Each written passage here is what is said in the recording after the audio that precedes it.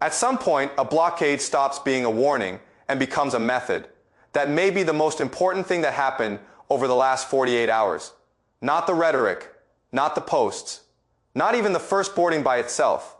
The important thing is that after the United States examined what was on the first captured Iranian-linked vessel, it did not treat the episode as a one-off.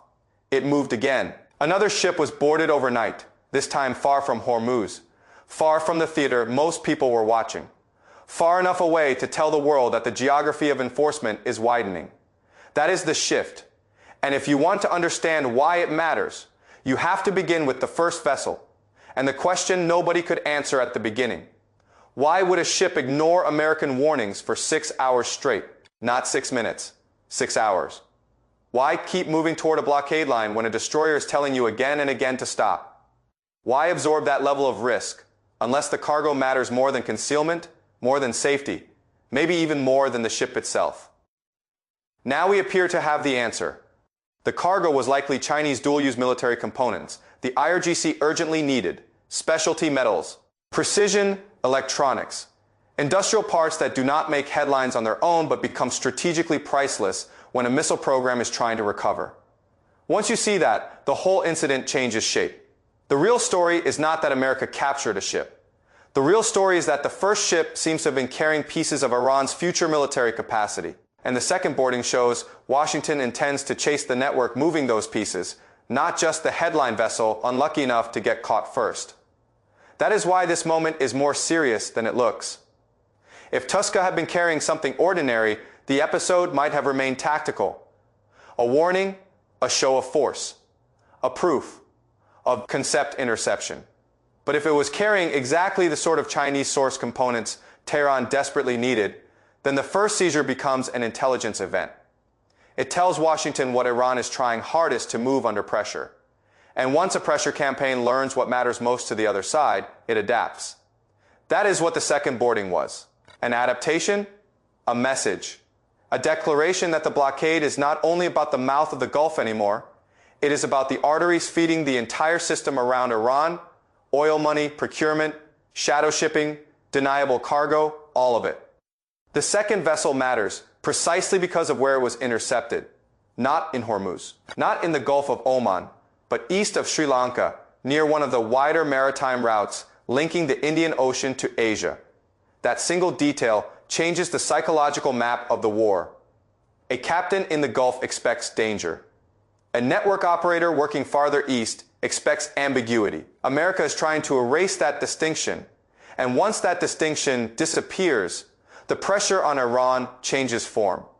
Before, Tehran's basic theory of the moment was relatively clear. Hold on. Keep enough disruption alive in and around Hormuz to remind markets what Iran can still do. Keep enough uncertainty in the shipping system to maintain political pressure on Washington and its partners. Stretch time. Force outsiders to fear energy prices, shipping risk, and escalation more than Iran fears sanctions and bombardment. That is an endurance strategy. It depends on time, it depends on ambiguity, and it depends on the belief that the global system is too wide, too messy, and too politically complicated for America to police for long.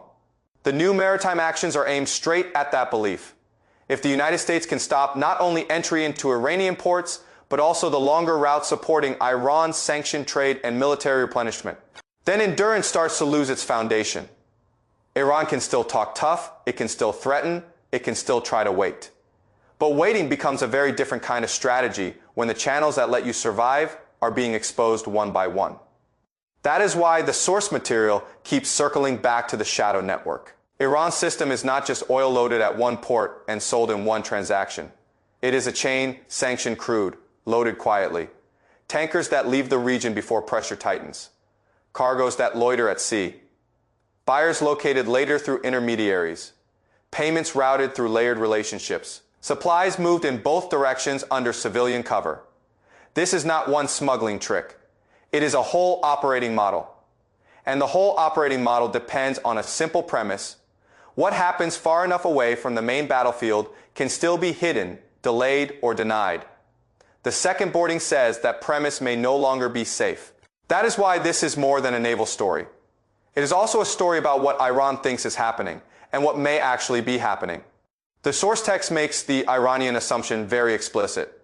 Tehran appears to believe that time and pressure on markets will eventually force Washington to soften.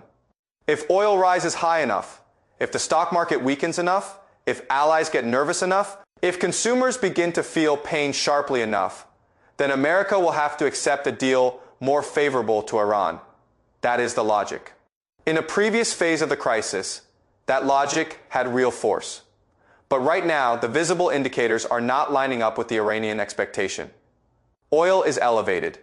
Yes, but not at catastrophic panic levels. Markets are not behaving like a system about to crush American political will. The pressure is real, but it is not peaking in the way Iran seems to have assumed it would. That matters because endurance strategies fail when a side misreads the pace of external pressure and overestimates how much suffering the other side is actually under. And if Iran is misreading that, then every day of delay may be helping Washington more than Tehran, especially if American enforcement is widening faster than Iran's leaders expected. Look carefully at how the two ship operations fit together. The first seizure attacks the idea that military rebuilding can move quietly under civilian cover. The second seizure attacks the idea that distance still protects the network. Together, they create a new proposition. Anything materially supporting Iran's war machine can become reachable. Whether Washington can fully sustain that proposition is another question. But the proposition itself changes behavior. It changes insurance calculations. It changes routing. It changes the willingness of middlemen to touch dangerous cargo. It changes how much extra money buyers demand to keep participating.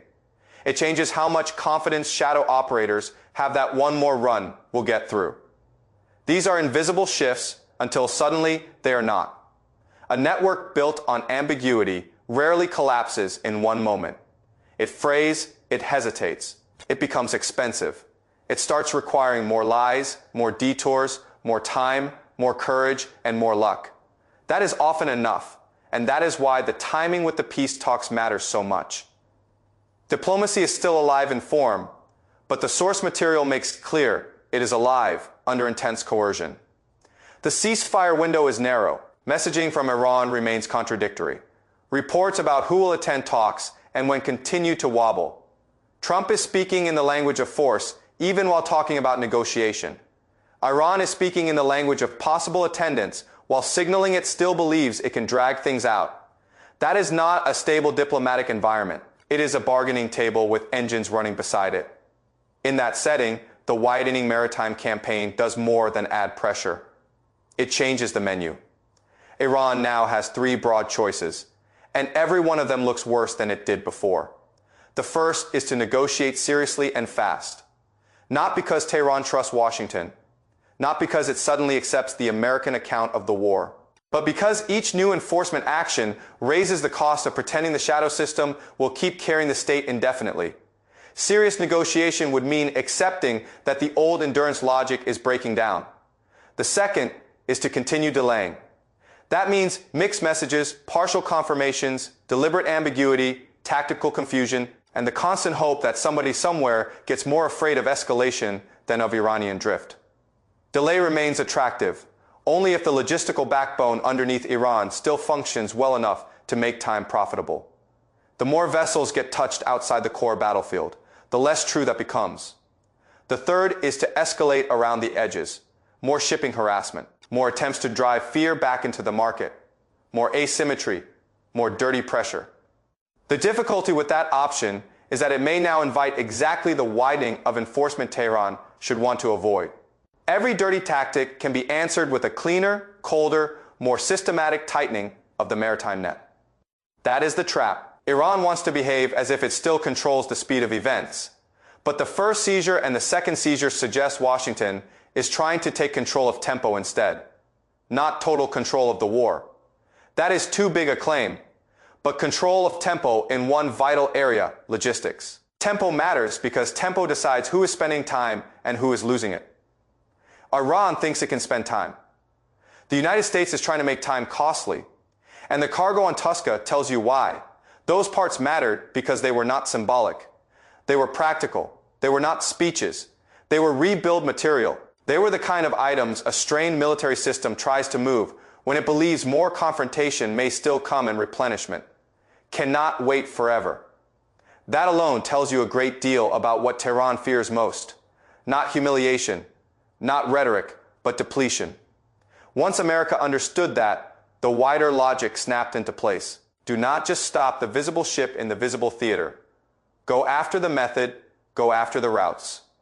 Go after the assumption that a sanctioned support system can keep operating once it leaves the narrow waters everyone is watching.